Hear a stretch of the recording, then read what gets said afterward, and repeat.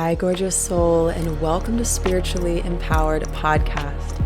This show is your go-to place to learn all about your psychic intuitive gifts, explore and unveil taboo topics, and discover new ways to walk in power on this planet that is undergoing a massive transformation. We each came here with a higher calling. This podcast will catalyze you into yours. I love to simplify and refine ancient mystical teachings and practices, let you in on my most personal revelations and shifts, as well as bring on soul-inspiring guests to support you with embodying your power and saying yes to your destiny today. I am so excited to dive deep with you. Let's begin. Hello, beautiful soul, and welcome to the Spiritually Empowered Podcast. Welcome. How about a deep breath together? Breathing to the top, exhaling to the bottom. I like to say in my groups that I lead for the souls in recovery from addiction to make your breath louder than your mind. If you can manage your breath, you can manage your life. Thank you so much for tuning in with me. I am Ashley. If you're new here, a Piscean mystic on a frickin' mission to evolve consciousness and to serve the awakening and the healing and the return to balance on this planet with you right now. Our mission lives in the small moments of when we decide to take off the mask and really just exude the love that we are. Anytime we make a decision that is an empowering decision, anytime we smile at a stranger, anytime we do something for a homeless person, we are living our mission. Our mission is not this big thing that we get to check off and say, I did that. It is the little moments in your life where you lift another, starting with your own soul.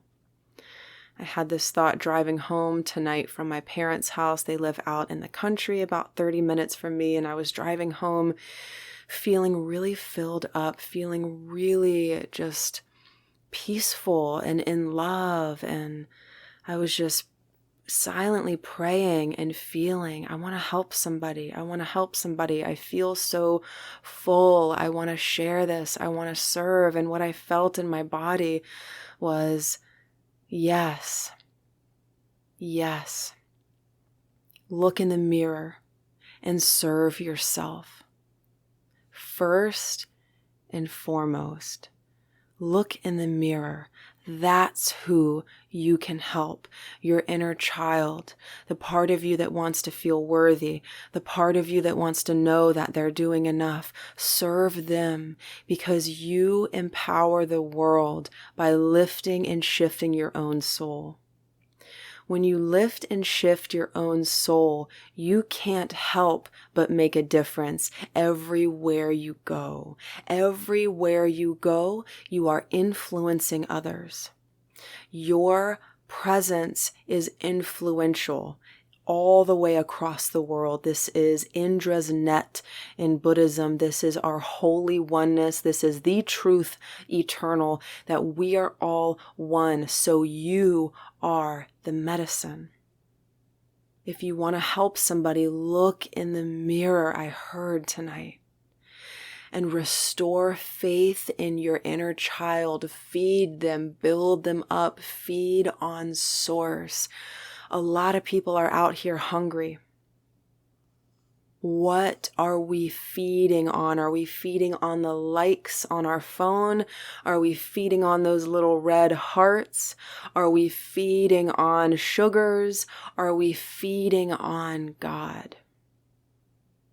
And I am never preaching or speaking from the outside looking in. I love likes on Instagram and I love sugar and I'm all about it.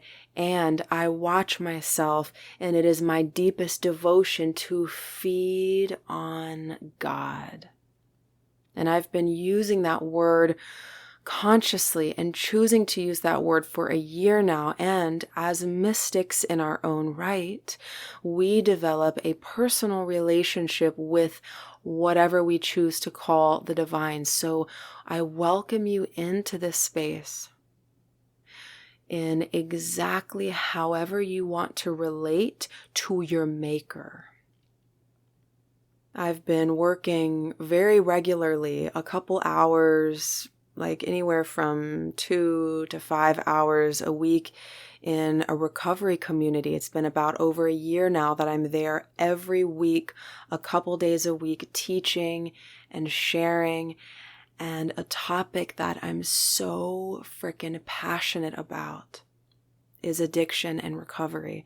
And if you don't know, I really struggled with a substance use disorder for 7 years, and my drug of choice was pot.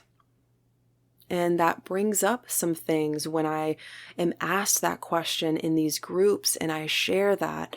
And sometimes I get weird looks like, that's not a drug, or whoa, like I can't really relate to you because I've overdosed 28 times. I just got out of prison. Meth was my choice of drug, alcohol, cocaine, heroin.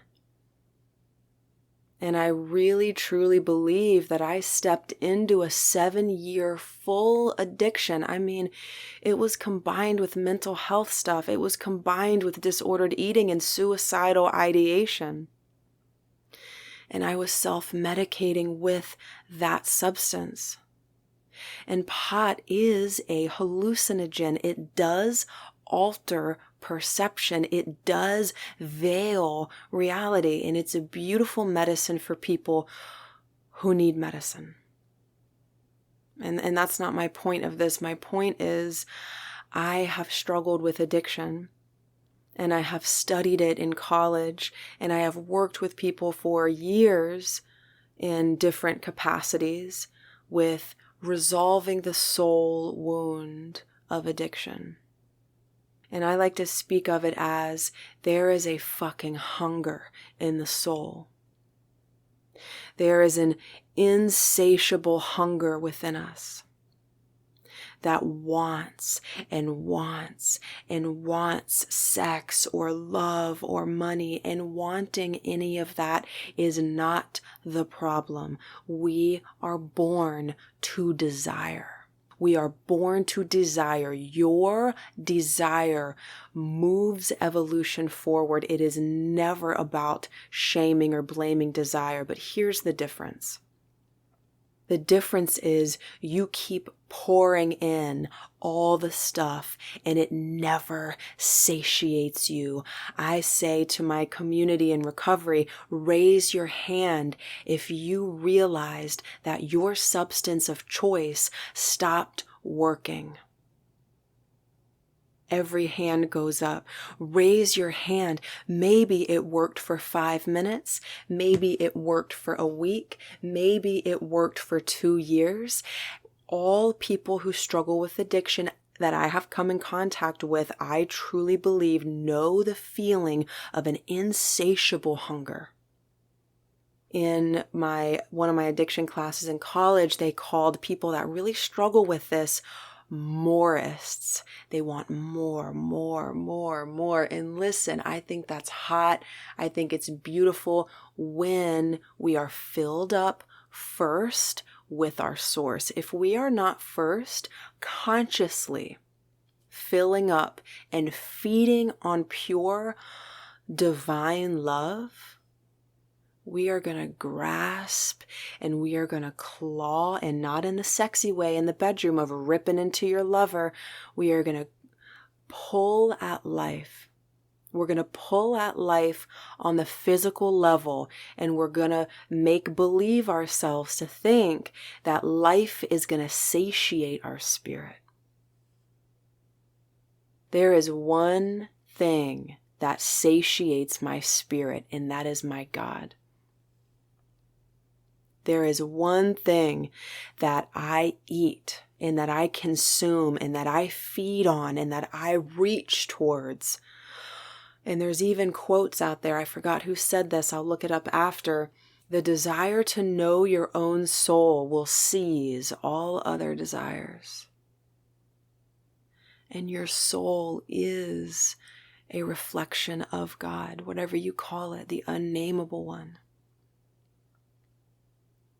And in Buddhism, such a gorgeous tradition. I've studied it. I'm in love with it. I've been a meditator for like 8 or 9 years. Every single day I do my meditation. Buddhism talks about the realm of the hungry ghosts. And it's a metaphorical realm of these beings who are just in lack. They're feeding and feeding and feeding and feeding and feeding, and they're never full. They're never full. And they're moaning in pain, and they're drinking from a drink that never satiates. And the yogis say, the world of the senses is always in flux.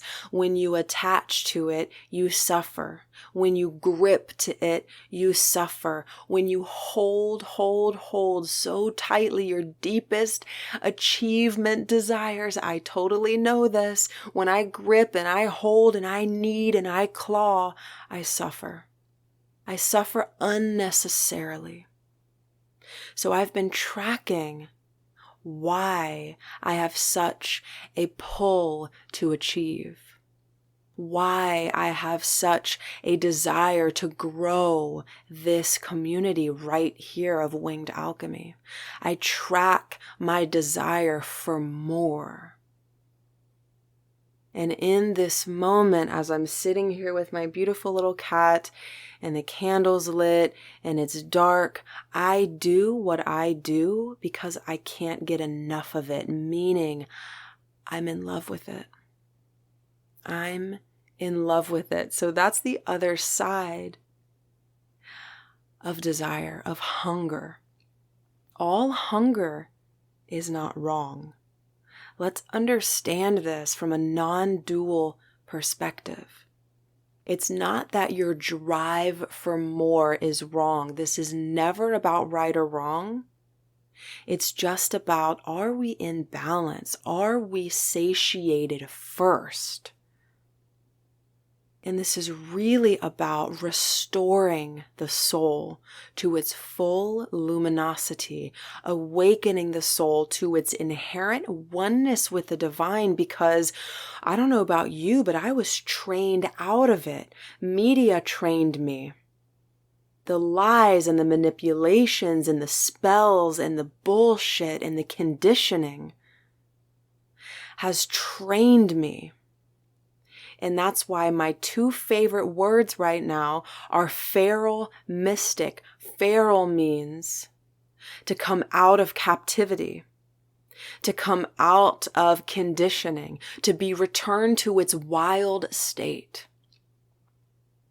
I don't want dogmatic spirituality. I don't want to go through a priest or a minister. I don't want a middleman. There is no one between me and my God. There is nothing I need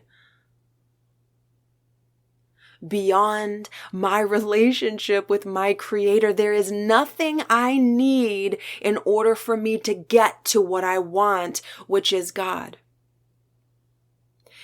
And that's the beef that I have with dogmatic religion, is that in some weird way, there's this passage through where there's this person or there's this book or there's this building. There's something between you and your Creator, and that is insane to me. Your Creator is beating in your heart. It is so close to you. What you most crave is so close to you that you could miss it. And you could claw at life, you could claw at relationships, you can grip and moan and claw and suffer, and what you most desire is inside your breath. Rumi says, let the arrow drop. You don't have to effort. This is the inner awakening that the yogis and the shamans and the mystics of old have been sharing with us for thousands of years. And it is an experiential thing. It happens inside the body. This is gnosis. This is wisdom. This is the embodiment of our awakening. It's not living in the mind. It's not living in the book. It's living in you. The light is coming on in you. And when I bring these messages forward with these people that are right off the streets, that are still detoxing, that just used heroin maybe 2 days ago, when I share this piece of soul recovery with them, I've had people start crying. I've had people look at me and say, I've waited for you my whole life. I'd have people say to me just last week, I've never been able to love myself before this class today. And I say at the end, I'm open for hugs, and people line up to embrace me. Somehow I've been given this message. And I know in my bones that I'm meant to share it. So thank you for receiving it in whatever way you want to receive it. Mystics don't study all the time. I remember this year I started getting into European magic, magic with a K. Occult magic. Occult just means hidden knowledge. And I was reading in this book and studying, and I was reading about the lesser banishing ritual of the pentagram, which is a magical practice. It's a foundational practice in this tradition. And I just was reading it, and I'm like, I don't know. I don't know what this is. This is weird. I don't know. And I said, well, let me stand up and try it. And that's the mystic. The mystic is the practitioner of spirituality. The mystic practices and fucks around and finds out. We are not sitting on the sidelines. We are tussling. We are falling around. We are trying things on. And maybe we're like, hey, I realize that that's not for me. Or, hey, I really liked that. Or, hey, that is for me. And I've been in a big time exploring space with my most interpersonal relationships, with my sexuality, and with kink, and with my healing, and I'm experimenting. I'm stepping out of bounds, so to speak. If you want to break out of a pattern or quantum leap, you've got to step off of your known path. I remember I did this years ago when I was altering my deepest relational patterns with men at the time. And I said to myself, I'm actually going to go on a dating site right now because I revolted at the thought. And because I revolted at the thought and I had so much resistance, I was like, I'm going to lean towards that and I'm going to play with this. Resistance and fear doesn't always mean stop. Sometimes it means caution. Sometimes it means there's a breakthrough behind that door, and your body that's used to a certain pathway is going to get a little tripped out and a little expanded and touch the edges of fear when change arrives. The change that you've prayed for, because your body is an animal in many ways and it likes the familiar. So when we go with our wide, big ass souls, these freaking infinite souls, to create destined change, we're going to touch fear. We're going to play with that. And I want Winged Alchemy to be a space where you just feel so absolutely safe and held to edge into different parts of your psyche and experience, and feel so held by me / this community that you're like, yeah, and you move in that direction and you flex your muscles of courage, because courage only happens when fear is in the room. And you maybe go on that dating website or whatever that is for you. Me at the time, I said, I want a different result. And if I want a different result, I'm going to have to play a new instrument. I'm going to have to walk down a different path. So it wasn't really the dating website. It was me symbolically, is that a word? I think it is, going on a shamanic walkabout, doing something different. And I did a really big one of those recently. I went to Indonesia by myself for the month of September. I went on a big old shamanic walkabout. I just turned 30 in March of 2024, and this feeling of wanting to put my feet on new lands and really take myself alone on this great epic journey for an extended period of time. This vision, this desire started moving through me, and I live my life as a channel. I live my life as a prayer, and that prayer was leading me to Bali. So that's where I went for a month. And I haven't shared too much about it, especially on the podcast. One reason is it's been integrating. It's been landing, it's been grounding this epic journey for a full month. The dream, the action to set it up, the leaving, the journey, the landing, the whole thing, and the return. This is a heroine's, whatever you want to call it, journey. And it starts with the call. It starts with the call.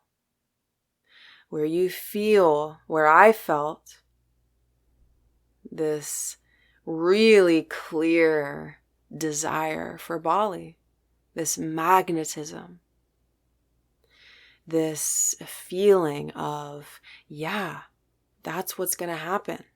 And before I had anything mapped out or before I had any plane tickets bought, I started talking about it to my loved ones, not my family yet, but my close friends. I said, I think I'm going to go to Bali, and I would cry because I was scared.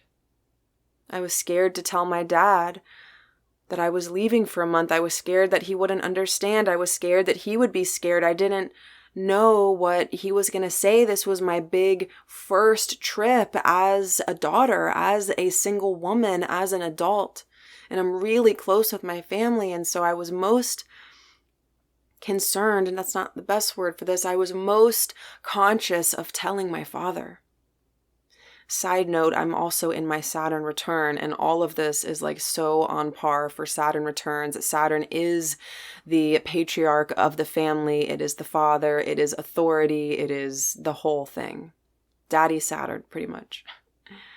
And that's an archetype in us. And so my journey to Bali was me really inviting myself into my inner king and queen. And it was really this feeling of, I want to provide for myself. I want to go off. I want to be out of daddy's reach. I want to go far. Me and my dad have a deep spiritual connection that we don't even really talk about. We just know.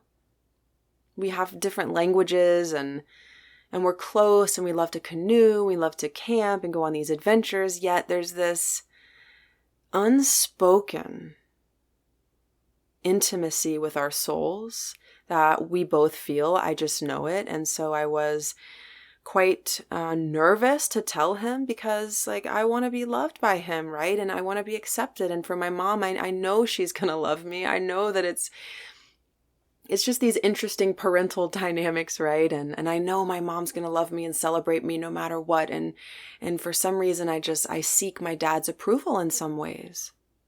And that goes through that side of the family line, right? My dad sought the same thing from his dad, and these things flow through the family lines, and it's not all bad. It's just what it is. And I was nervous that he was going to be afraid, that he was going to judge me, that he was going to think I'm making a stupid decision or whatever it is. And And I ended up telling them, my family, and I was nervous, and I did it, and it went okay. It went great. It went well. And of course, he was saying, have you ever seen this particular movie where this woman is like kidnapped and blah, blah, blah, blah, blah. Like he immediately like went into that. But through time and through his own integration of my decision to do this, he really walked beautifully through it. He wasn't gripping. He wasn't in fear or showing that to me. He was actually really helpful in almost a detached way or objective way. And I really, really appreciated that. And it was so powerful and such an evolution of our relationship. This was a ceremony of me becoming an adult, of me becoming my own inner king and my own inner queen. This is yoga. This is the goal of all spiritual practice. I put goal in quotes whenever I say that. It is, though, the union of the self. And side note, if you are a woman or identify as a woman, then a large part of your path is to integrate it's either anima or animus. Gosh, I can't remember. I think anima, your inner man. And vice versa, if you're a man or a masculine dominant being, part of your task here is to integrate your inner woman, is to grow your inner woman. Some powerful, I guess, or some women today have an inner man that's like a 6-year-old boy, right? And in vice versa, the idea is to evolve the aspects of the self and to coagulate them and to unify them. Enlightenment, yoga, the quote-unquote goal of spiritual practice is, yes, awakening and union of the self. All the parts and the pieces to be unified into the whole. And coming back from Bali, I feel different. I feel different in many ways. And one of the core ways I feel different is I feel that I can provide for myself beyond money, beyond the numbers of money. I can provide. I can provide a roof. I can provide great decisions. I'm proud of how my energies moved and danced and supported me in this heroic or epic journey. And the most courageous thing that I did was say yes. I remember I sat in my car and wrote a poem and started crying I think this was the night before I would fly out. I sat in my car and I just wept, and I felt how this was a true initiation and how I was going to be changed and how I was going to be challenged and what was going to come up. And it was really the mystery that I was encountering. Anytime you say yes to the calling in your soul, you are going to be led into the unknown. Because your soul is not here to repeat past stories. That's boring for the soul. The soul is infinite. The soul says, I only get to be in this body for a limited amount of time. Let me touch the edges. Let me cast this being afar into distant lands, and let me try on new shoes and new identities, and let me play on the edge. And that's for a sensitive being, for a high sensing, passionate, feeling being. That's quite a lot. That's quite a lot, and it's absolutely beautiful. And I welcomed my emotions from start to finish, and still to this day, I am a yes to all emotions that move through me, because if I say no to an emotion that's rising in me, it's just going to get swept under the rug and get dusty and get cloudy and blur my sight. So I said yes, and it was a lot. And I cried. And I got on the plane and I said goodbye to my family, and I just knew I am not going to return the same. And I also had this thought about, well, at least I'm not going to sit with ayahuasca. And anytime I bring up ayahuasca, I'm mindful because it's not a medicine for everybody, and it is probably the strongest hallucinogen on the planet. And I did sit with it twice a couple of years ago in 2020, actually in 2019. And that was a medicine journey where I was putting an external medicine in my body. And I'm so passionate about sobriety and not doing that. And I don't regret any of that journey. That really journey with ayahuasca literally changed my life. And I have so much still that I'm wanting to integrate and that I am integrating and wanting to share on. And I knew that I wasn't putting medicine in my body. And so I found a little bit of comfort in that. Well, at least I'm not going to ingest the strongest hallucinogen on the planet. I'm just going to fly to Bali and fucking have this adventure. So I found comfort in that. I really do enjoy being a sober person. And that's really, really just a strong part of my life. And I enjoy that. And so this episode today, my love, is I'm not going to take you through the details of my experience. I really just wanted to tell you that I did that and there's more to be revealed. And I'm really happy with how I moved through that. And I'm really privileged for the opportunity to do that. And I didn't get what's called Bali belly, which is, I think, a bacterial situation where you get flu-like symptoms. It's quite common sometimes for people visiting. It has to do with drinking the water there or ice cubes or like any unfiltered water there, like you don't want to do. What I'm trying to say is I'm grateful. I didn't get sick. I got to stand under waterfalls and I got to experience new parts of myself and really feel my growth as a woman, as a soul. And there's so much more to be revealed. And I'm just going to take a breath right here and just see if anything else wants to be shared in this space tonight with you. So I would love to share that whatever calling that you're feeling rising up within you, whatever desire is knocking on your door, whatever deep longing or fantasy you have flowing through you, that is how God is moving you forwards on your path, through your heart longings. It is through your heart longings that you are moved into where you belong. And what you desire wants you. Everything that you want at that deep level wants you. And when you start or as you continue to feed on God, I'm going to say it like that and you can change my words. As you feed on God, you have a spiritual strength that is immovable. There is nothing stronger. There is nothing bigger and more powerful than that.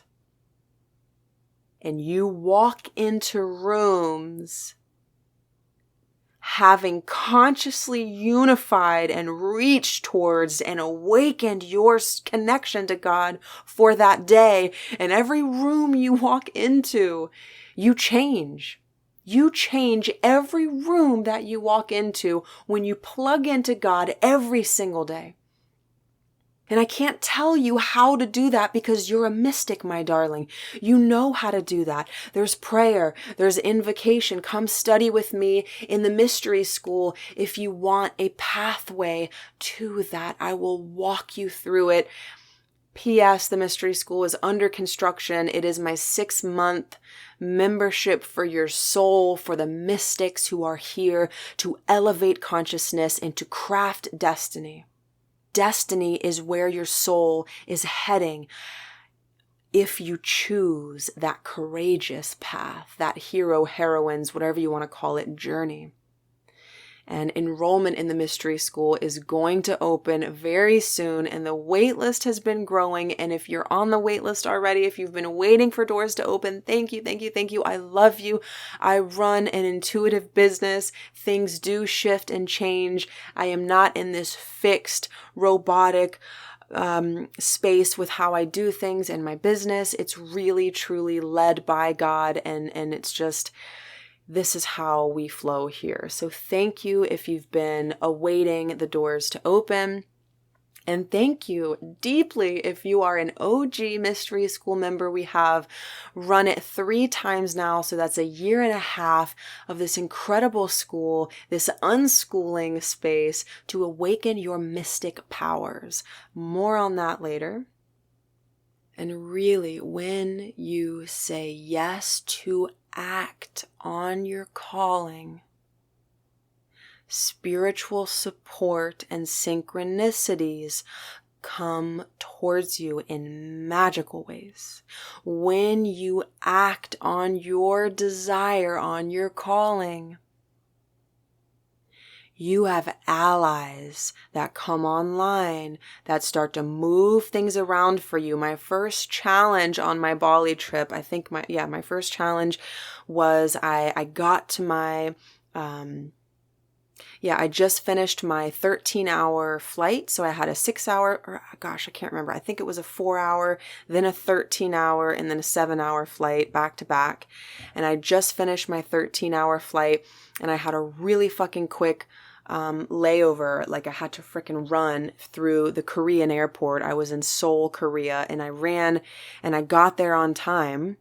And they said, "You're not on this flight." And I said, "What the fuck do you mean I'm not on this flight?" They're like, "You can't get on this flight." And I'm like, "Oh my God, are you sure?" They're like, "You're going to have to call your airline." And I look at my phone, I'm like, "Oh my God." And I start calling Delta, and it's like, "Your call cannot be completed," because I'm in freaking Korea and I couldn't call anybody. And I was like, "Oh my God." And I just sat down and I was like, "Okay, I'm not getting on this fucking flight." And I just sat there and I'm like, well, this is the journey. I travel with God, so I just know that we're going to be all right. But I did get stressed for a minute. I was like, "Oh my God, what do you mean I can't get on the flight? What do you mean they don't even really speak that much English?" And then this angel of a woman comes running up to me. She's like, "I have your information, blah, blah, blah. Come with me." Long story short, I got a free hotel stay in Korea, and it was amazing. It was amazing. I got to eat Korean dumplings. I got to eat food. I got 2 free meals. I got to lay horizontal in a really comfy bed. And it was like a shit show, sorta. It just took a long time getting to the hotel because I had to go through all these like airport security things and blah, blah, blah. And why are you here? And waiting in line and blah, blah, blah. But it was like really, really cool. It was a nice experience. I enjoyed it. I was like, okay, we're fine.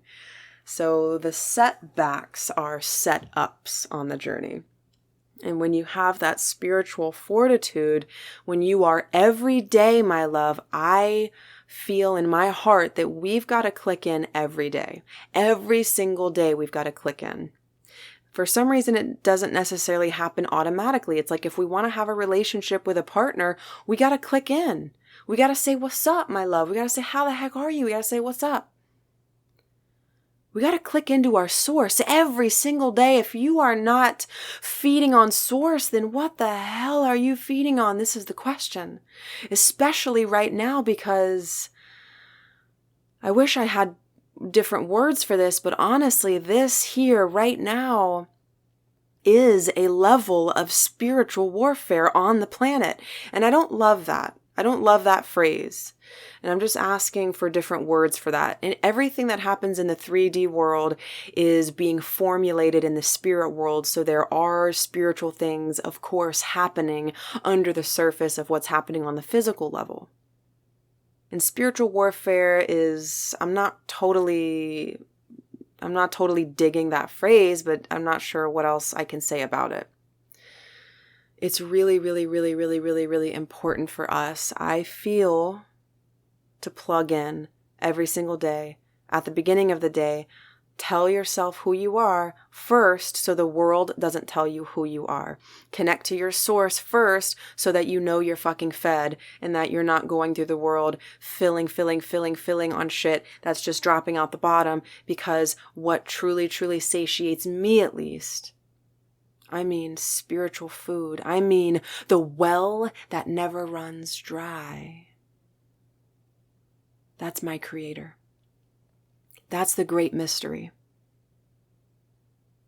And it's a thought and a mental focus, my love, and a feeling of belief. It's a vision, a thought, and a feeling. It's a reaching toward, and it's a feeling of holy love. It's a feeling of I believe. It's a feeling of God, take my words today. Speak through me. I give God the credit for everything I do. Every fucking testimonial that's like, oh my God, all the pain left. Or, I mean, I have more testimonials than I know what to do with. They're not even all displayed on my website. I've got pages and pages and pages and pages, and they keep coming in. The testimonials are real of true life changes in the spaces that I'm with people in. And what I do is I pray, God, would you use me today? Would you help me heal? Help me be a healing agent with and for this person. I'm not healing them. I'm not healing anybody. I am a hollow bone, as shamanism might say it. I am a vessel. I am a prayer. I'm not even sure what I am, honestly, but what I do know is that everything I do, every class, every session, even the podcast, I say, take my voice. Speak through me. It makes me emotional because truly, my love, I have spiraled to the deepest fucking places of depression and not wanting to be here anymore. And something lifted me up. Something lifts me up out of that. Something blesses me, this great mystery, the one. I am blessed because I am well, and I used to not want to be here, and I used to be addicted, and I used to be so codependent, and I used to not even be able to eat. I used to have to chug Pediasure.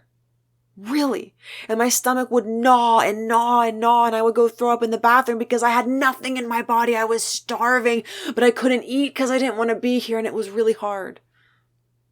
And no amount of my privilege took that suffering away. No amount of money, amount of love, amount of privilege can take that suffering away when God says, Ashley, I need you to move through this so you can help others. I need you to survive this so you can help others. Sometimes our suffering is pre-written. Sometimes our addiction is pre-written. Sometimes our relationship patterns are pre-written, not because we did something wrong, but because God has chosen us. I've chosen you to alchemize this. You have a way out of this, and the way out is me. The way out is God. There is a way out of your suffering. You are here to pass through this, not to stay in this.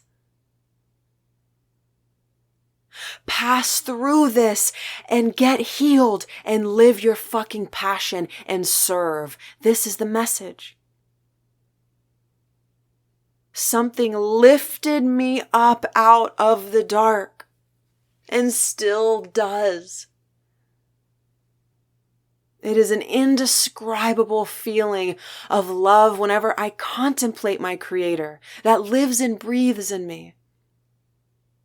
And truly, my love, where I'm heading here and what I'm really curious about is maybe becoming a minister. I don't know. I've been exploring all these different things. I know my voice is powerful, and I always love to hear from you how you feel these teachings and these shares, and I love to connect with you. So if you ever want to DM me on Instagram and say what's up and tell me your zodiac sign and tell me how this spoke to you, I would freaking welcome it 1,000%. I'm here for community, and you are a part of that, so thank you. Let me know if this conversation woke something up in you, if it strengthened your spirit, if it released resistance, and that's my prayer, is that this be whatever you need, whatever's in your highest and greatest good. And I just had a blast with this transmission today, and I'm so excited to continue sharing about Bali and Bali's spirituality and the religion of Bali. Bali is a water religion. It is just absolutely phenomenal. It's mostly Hinduism with a little bit of Buddhism and indigenous Balinese spirituality sprinkled in. And more shares on that soon, because if you know me, you know I love world spirituality. It just excites me so much. So a couple ways to go deeper with Winged Alchemy is get on the waitlist for the mystery school if you want to explore. That's my lowest cost item. It's $67 a month for 6 months. And it's really this entry-level space to deepen into this work, into this legacy, and this fun of evolving your soul in sacred community. That's the words that describes the mystery school. Evolve your soul in sacred community. We are who we hang around, and this really is a community to be empowered with and through and by, and you are welcome here. The time of feeling disconnected from community is absolutely over, and we truly are meant to come together. So one way to go deeper with me and with us is through the mystery school. Get on the wait list so you don't miss a thing. All of those links will be in the show notes. They're in my Instagram bio. The website is wingedalchemy.net. And another way, if you are a spiritual seeker and you want to build a business, I got you. I have a program called You Are the Medicine that is an evergreen program now. So I ran it live, and if you purchase it now, you get instant access to 6+ hours of life-changing content teaching you how to build a business from the ground up. And also, if you're already a business owner and you want to go deeper and you want to refine and get to the center of your medicine, that experience will take you there. And I might be running specials depending on when you listen to this. So don't wait. If you're interested, go have a look at the links and see if it's for you. I also, my love, do one-on-one natal chart readings held via Zoom. They're 60 minutes. There are 133. So that's the investment there. And I do sales every now and then. And yeah, they're just super fun. I would love to read your chart. I've been supporting people one-on-one for about 8 years now. So that's really the place that I have deep expertise in, is reading your energy, guiding you on your path of soul evolution. We need our mentors. I got my mentors. We need our people. So definitely feel welcome to step into that space with me. I would love to hang out with you there. And truly, thank you for being here. You are an absolute legacy maker in your own right. And how about we take a deep breath? Breathe to the top and send out some beautiful energy. First to yourself, take that all the way in, down to your base. Receive, receive, receive. And then share some with the world as you are guided to. Share some with others with your intention, and really take it in for yourself first. Yes, I love you. Thank you for tuning in, my love, and I will catch you in the next episode. See ya. Thank you so much for tuning in today. I hope you absolutely loved this episode. And if you did, please remember to leave a review and share some love. I will see you in the next one.